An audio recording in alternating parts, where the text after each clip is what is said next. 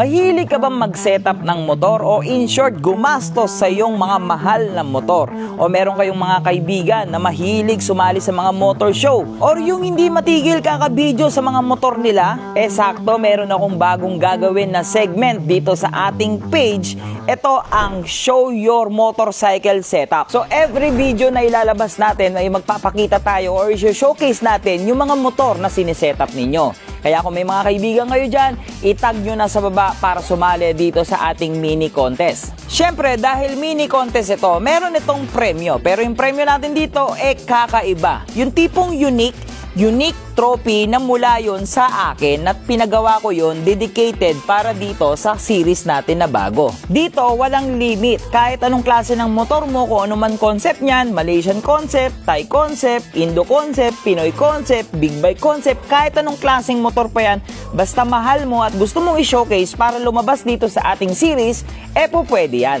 So gagawin ko tong series na to para hindi magkaroon ng mga basher or magkaroon ng mga brand wars. Gagawin ko to para magkaisa tayo sa iisang community natin, yung hilig natin sa motor. Saktong-sakto to dahil sobrang dami kong nakikita dito sa ating mga social media na sobrang piniflex nila yung mga motor nila. Gumagawa sila ng mga iba't ibang mga montage, iba-ibang mga edit, kung sang-sang lugar sila nakakapunta para lang i-showcase yung motor nila.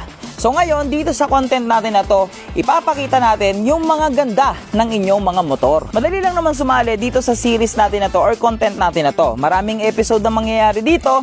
Ang kailangan mo lang, syempre, magandang camera. Speaking of ng magandang camera, i-content kasi natin itong series na to. Kailangan natin dito syempre ng mga quality pictures or ng mga video clips. Lahat ng pictures na isi-send nyo, dapat naka-label ito. And speaking of send, isi-send nyo yan dun sa ating email na nandyan sa comment section. Kung gagamit naman kayo ng mga smartphone or ng mga iPhone, make sure lang na wag ninyong gagamitin yung portrait mode. Mas malaki yung chance mapili ang yung setup kung meron ka talagang good quality pictures.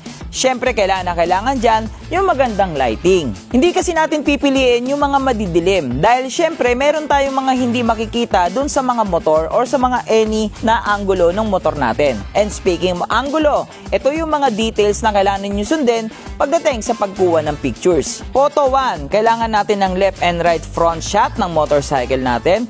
Make sure nakita lahat ito at naka-center stand or kung meron kang paddock, gamitin natin yung paddock. Photo 2, pares lang ito ng photo 1, ang pinagkaiba lang nito is 45 degree na left and right ng ating mga motorcycle. Photo 3, 45 angle left and right pero ngayon low angle naman. Photo 4, top down shot para sa ating motorcycle, especially sa mga underbone. Kailangan natin makita dito yung kanilang mga handlebar. Photo 5, inside naman na ating mga upuan o sa loob ng U-box. Photo 6, kaparehas lang ito ng photo 1 pero ang pinagkaiba lang, low angle para sa left and right shot ng ating mga motor. Photo 7, close-up shot sa mga accessories natin like shocks, preno, lever, swing arm, kadena, gulong, mags. Be specific.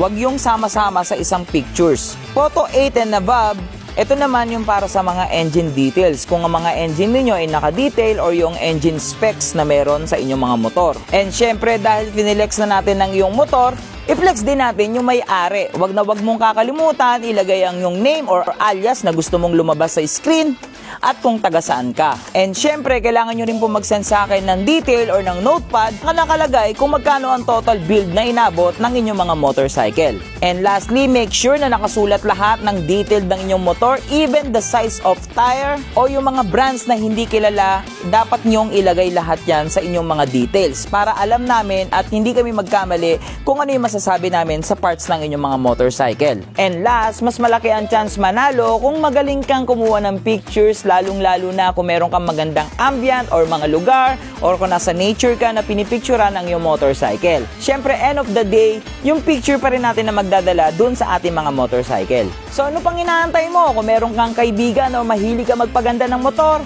sumali na kayo dito sa ating gagawing content or series or itag mo na ang iyong kaibigan dyan sa comment section. So again, abangan natin ng first episode ng Show Your Motorcycle Setup.